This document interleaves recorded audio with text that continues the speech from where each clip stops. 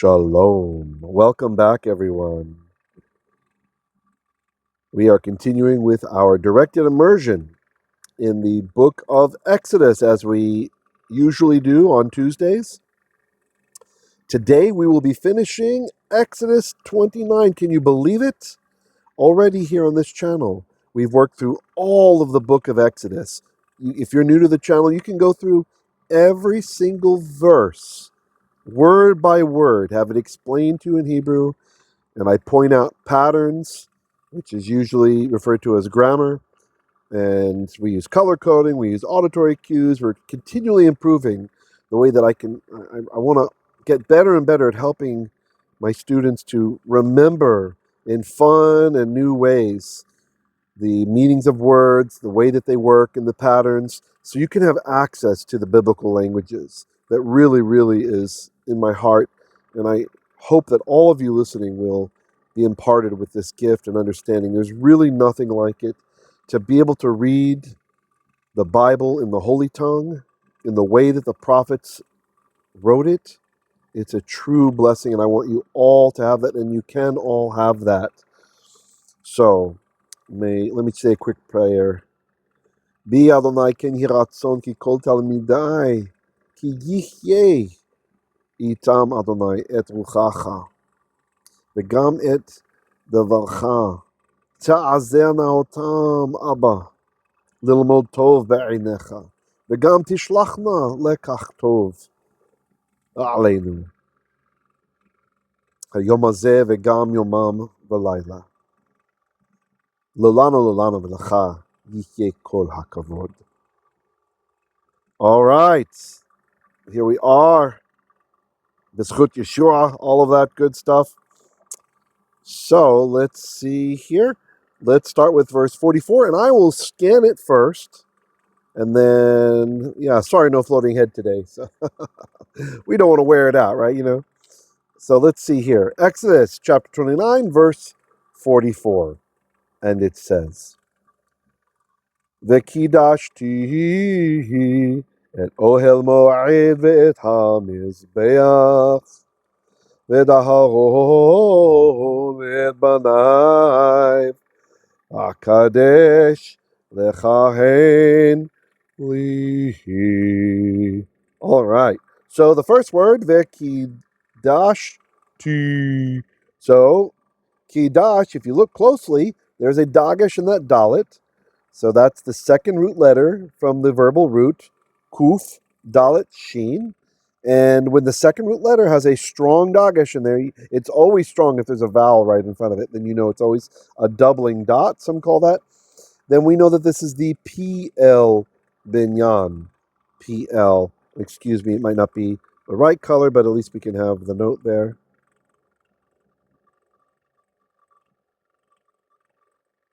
PL is usually like an intensification of the main meaning, the original meaning of the root. That's in the kal form. The reason we call the other kal is because kal in Hebrew, spelled this way, kuf, lamed, kal means light. Light, like lightweight. Light, if you're just listening.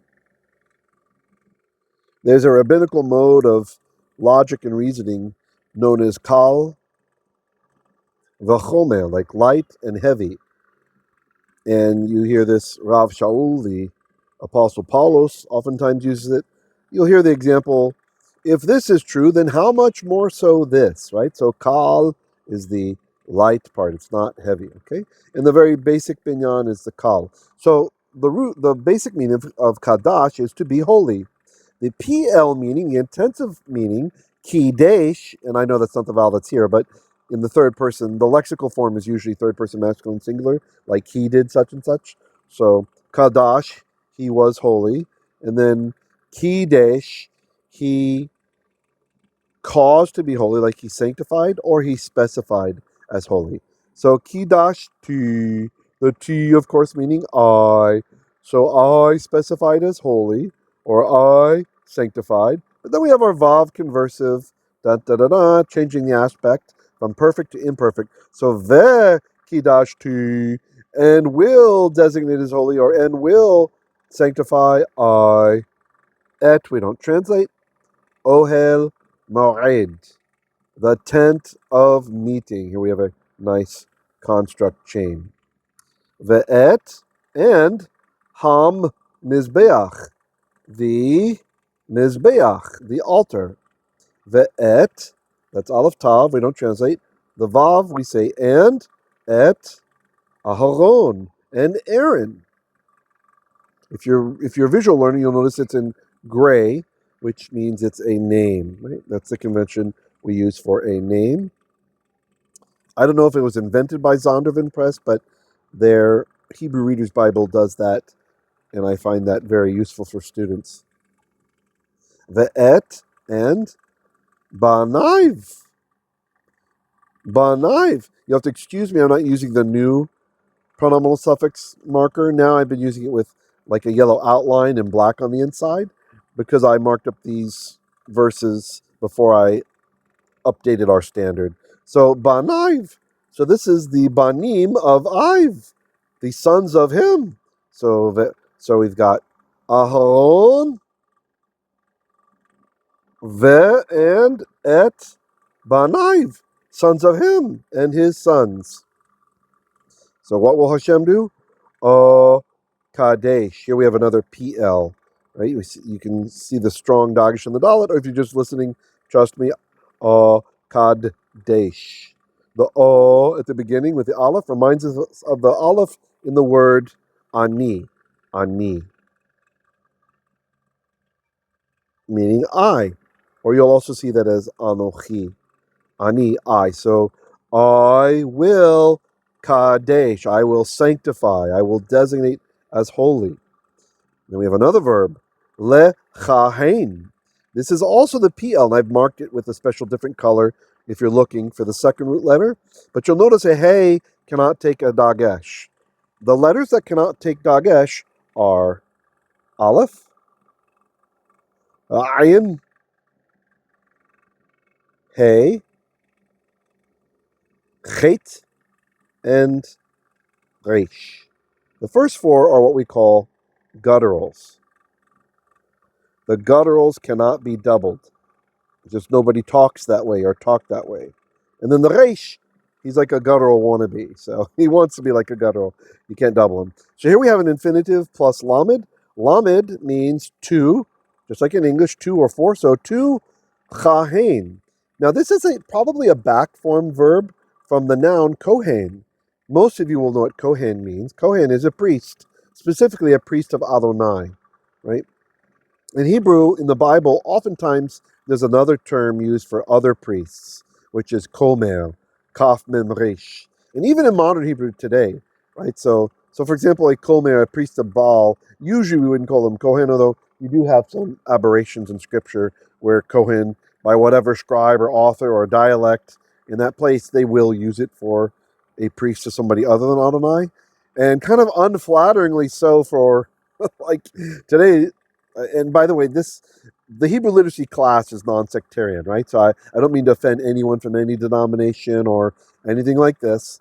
Our Shabbat drashes, of course, are from the perspective of our denomination, our sect only, the Bnei Yisrael. But it's a little humorous to me that in modern Hebrew, for example, a Catholic priest would not be called a Kohen. That would be a Komer, right? It's using that other ancient term. And I don't think it's meant to be derogatory. The term is just developed over time, right? Just kind of now it's more like a non-Jewish priest, right? Which is not what Kohen originally meant, because if you think about Melchizedek is called a Kohen, right? And he's not Jewish, so just kind of interesting development there in the language. Be careful when you learn a word in modern Hebrew. There's a lot of modern Hebrew stuff out there now, and a lot of modern Hebrew teachers. Bless them, may they be blessed. It's great spreading the interest in the language of our people, at least the unifying language of our people, right? Not just Ladino or Yiddish or Judeo-Arabic or something, but actually Hebrew, our ancient language. But just keep in mind that oftentimes those modern Hebrew teachers, they're unaware of biblical meanings of words, right? So don't make that your primary source like Google Translate or something like that. That's going to give you modern Hebrew understandings.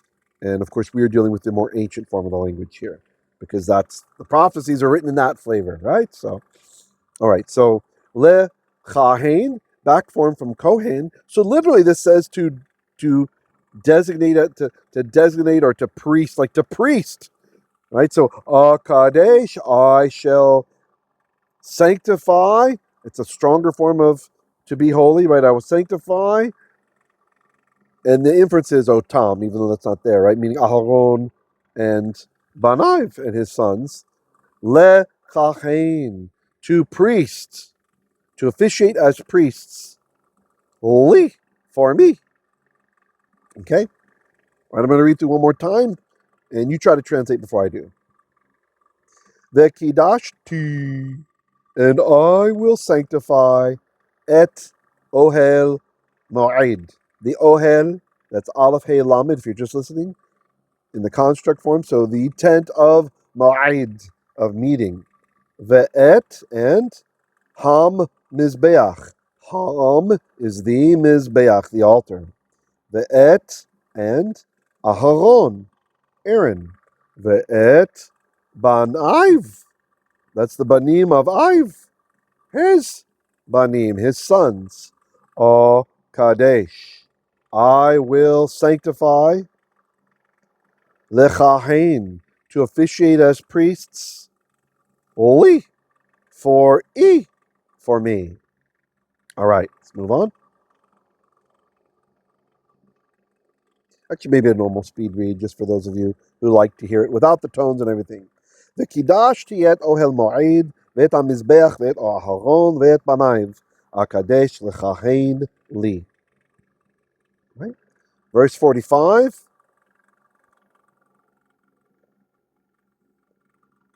V'shachanti betoch banei Yisrael, hayyiti lahem leilohim. What's up with 46? Did I? Okay, yeah, fine. To make it fit right, we have to have part of 46 here. But let's translate 45. The verb is shachan. If you're just listening, it's shin, kaf, nun. Shachan. And this should sound familiar. Surely you've heard the word Shkinah, which is not really used in the Bible the way that we use it when we talk about it in Judaism, right? In rabbinical Hebrew, the understanding of the Shekhinah, this is like the presence of God, right? More like Torah Hebrew, the panim, like the face of God, the presence of God. That's the Shekhinah, right? We don't really see it used that way in the biblical text. Shekhinah in the biblical text would be like a female neighbor, you know. So a little bit different meaning there across dialects. But the verb shachan, it's like to inhabit or like to tent, to tent, right?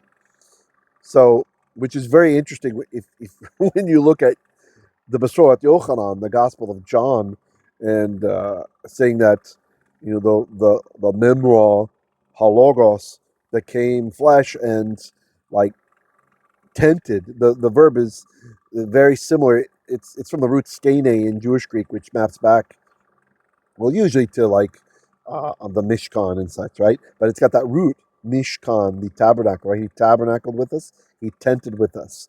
He has made his Shekhinah with us. Anyway, very nice connection there. So, Shachanti, I tented, or I dwelled in, and then the Vav conversive, Veshachanti, and I will abide, or I will like make my abode, I will tent, Be, Toch, Banei Yisrael. Here we have a long construct chain, and when the last word is definite, that makes the whole chain definite, right? So we can say the, okay? And of course we have of in between every word that's in a construct, as long as it sounds right in English. So these are there because Yisrael is definite. Well, the last word's definite, the whole chain is definite. So be, that's a bait, in or among, the toch, that's construct from tavech or ancient tawech, which means midst of, the b'nai, that's construct from banim, so children of Yisrael. The hayyiti. So this is the verb hayya. Hayya with the t at the end means I was We have vav conversive, hayyiti, and will be I, lahem, for them, leilohim, for God. Okay, let's go through 45 one more time. V'shachanti, try to translate before me. And I will shachan, I will like inhabit, I will fill up the space, I will tent, betoch b'nei Yisrael, be, in, toch, midst of b'nei, the children of Yisrael. The hayyiti, and will be I, lahem, for them, leilohim, for God. Okay, I'll just read that verse 45 one more time through, and then we'll go to our next lesson. V'shachanti betoch b'nei Yisrael, v'hayyiti lahem leilohim.